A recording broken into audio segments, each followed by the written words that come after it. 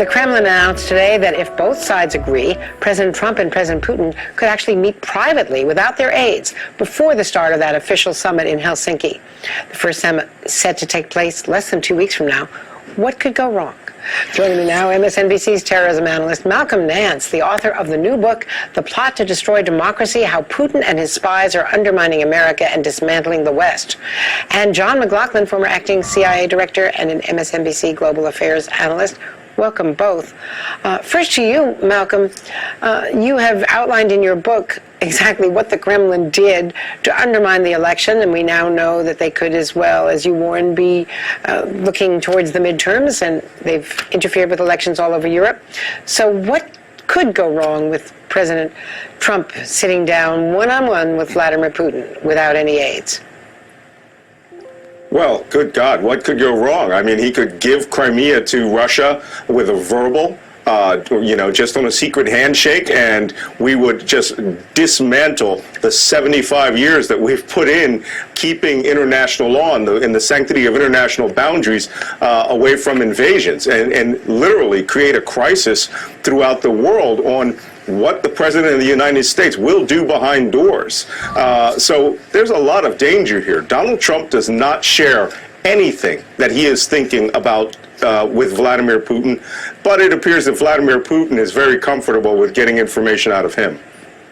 And the fact is, John McLaughlin, we keep hearing about these developments from the Kremlin first.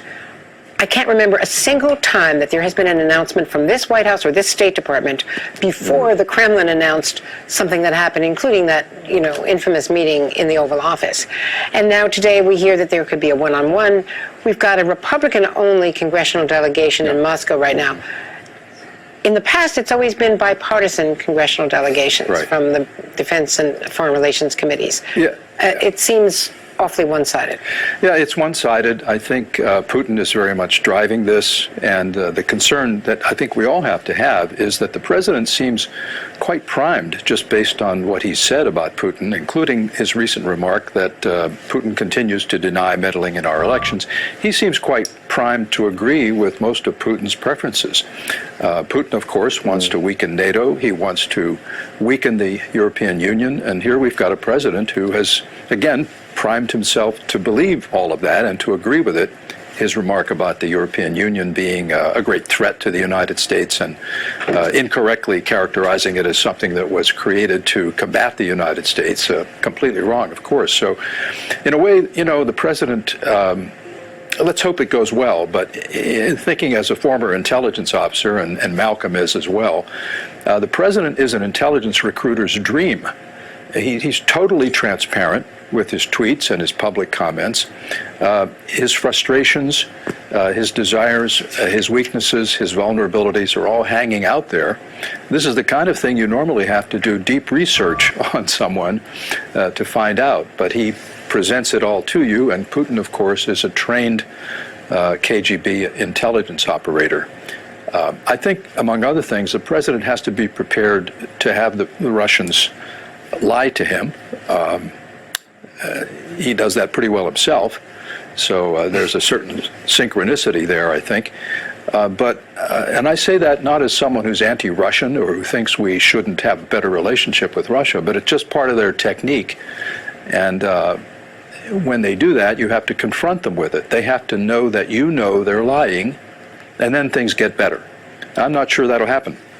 And in fact, Malcolm, already the president at the G7 and in his letters to our NATO allies is setting up a context where he's going to be going directly from NATO to this meeting with Putin, and Putin is going to be on a high coming off of the, all of the excitement from the World Cup in Moscow. So he's really got a big advantage going into the summit.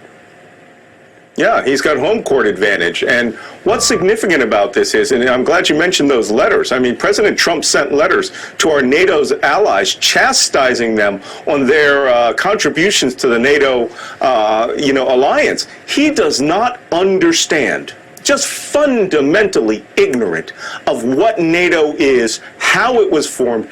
I don't even think he understands that we created this after World War II to create a collective security body to prevent war, and that Russia is now the primary adversary that we defend against, apart from counterterrorism.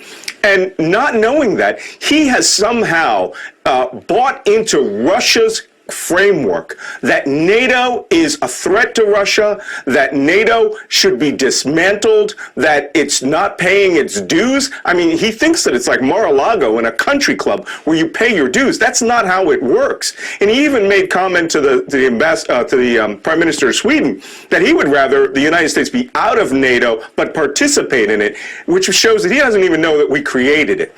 This is very serious. And you know that going into the NATO summit, they're going to wonder, is this man a representative of Putin or is he a representative of the United States?